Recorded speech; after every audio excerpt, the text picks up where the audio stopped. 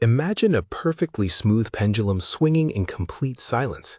You record a 1-second dataset of its motion and feed it to a computer. Instead of showing a single pure frequency, the algorithm outputs a chaotic spectrum filled with high-frequency noise. How can a single physical movement mathematically shatter into dozens of erratic frequencies just by being recorded? This is not a hardware glitch, but a consequence of a hidden geometry inside the algorithm. To understand why your clean data produces a noisy spectrum, we must examine how computers understand time. Why does cutting a continuous event into a finite dataset create false mathematics? A computer cannot process eternity. It only sees an isolated matrix of n samples. When you run a discrete Fourier transform, it must calculate frequencies based exclusively on that enclosed timeline.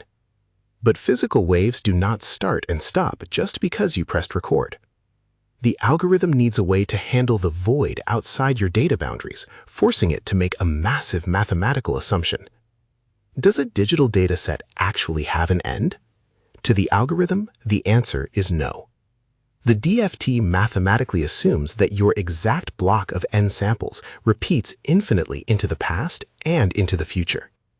It takes your finite array and effectively loops it end to end, creating an endless sequence of identical clones.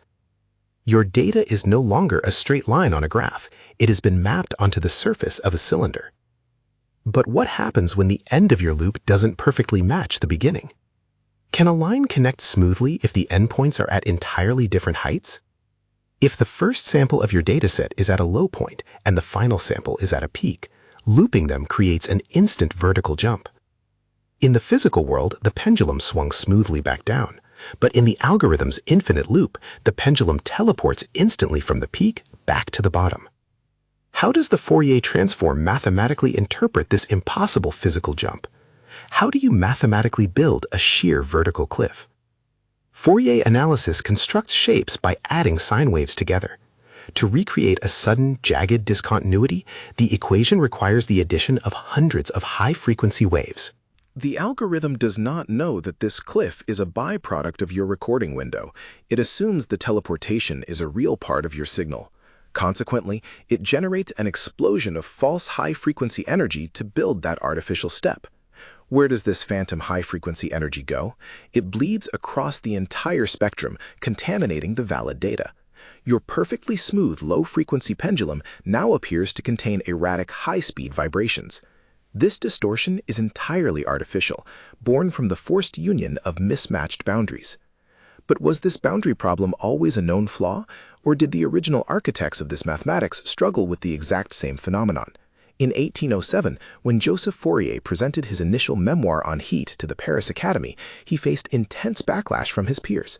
Mathematicians like Joseph Louis Lagrange fiercely criticized Fourier's claim that continuous sine waves could model functions with sharp, discontinuous edges, effectively halting his publication for years.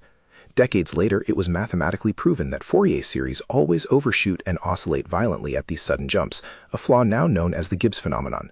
Fourier's 19th-century theoretical struggle with sharp edges is exactly what breaks our discrete computers today. If the foundational mathematics struggle with sharp edges, how can we fix our modern data? We cannot change the Fourier equation, so we must alter the geometry of our dataset. We have to ensure that the final sample perfectly aligns with the first sample, erasing the sheer cliff. If the start and end points are at the exact same height, the infinite loop becomes seamless. But how can we force unpredictable real-world data to match at both ends? Can we simply multiply the edges of our data by 0? If we force the first and last samples to 0, the loop connects perfectly. However, a hard, sudden cut to 0 just creates a different kind of sharp edge. We would be replacing one vertical cliff with two smaller cliffs at the borders of our matrix. To eliminate the discontinuity without creating new ones, we need a mathematical curve that guides the data smoothly. What kind of curve can smoothly connect any two mismatched endpoints? We need a multiplier that starts at 0, smoothly rises to 1 in the middle of our dataset, and gently slopes back to 0 at the end. By multiplying our data by this shape, the center remains untouched, while the edges are bent down to the baseline. If the edges rest at 0, the infinite cylindrical loop contains no sudden jumps. But doesn't altering the data destroy the physical truth of the measurement? Does reshaping the data matrix destroy the integrity of the analysis? We are making a calculated sacrifice, losing some amplitude accuracy at the borders to protect the frequency accuracy of the entire system. When analyzing economic cycles or volatile time series, a sudden jump between the end of one sample block and the start of the next creates massive false volatility. Smoothing the boundaries prevents this artificial noise. So, how does the processor actually compute this seamless loop? Does the computer actually copy and paste the array infinitely into memory? No, that would require infinite processing power. Instead, the fast Fourier transform algorithm operates using complex roots of unity, which physically arrange the math in a circle. In the complex plane, stepping past the nth sample simply rotates you back to the very first sample. This circular geometry dictates everything about how your frequencies are measured and isolated. If the mathematical geometry is a perfect circle, what happens if our wave doesn't complete a full lap? Imagine a wave that perfectly connects its endpoints at 0, but completes exactly 3.5 cycles within the recording window. The loop is physically smooth, but the frequency itself does not fit evenly into the discrete mathematical bins of the circle.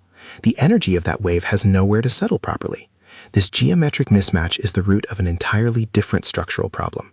We have seen how the hidden infinite loop shatters our spectrum when boundaries fail to align. But what if your signal has no sharp cuts, yet still fails to fit cleanly within the algorithm's circular bins? When a frequency completes a non-integer number of cycles, its energy spills uncontrollably into neighboring frequencies, destroying the resolution of your analysis. To see how we can contain this mathematical spill, we must explore data tapering in Video 3, How to Correctly Use Fourier, Part 3, The Spectral Leakage Problem.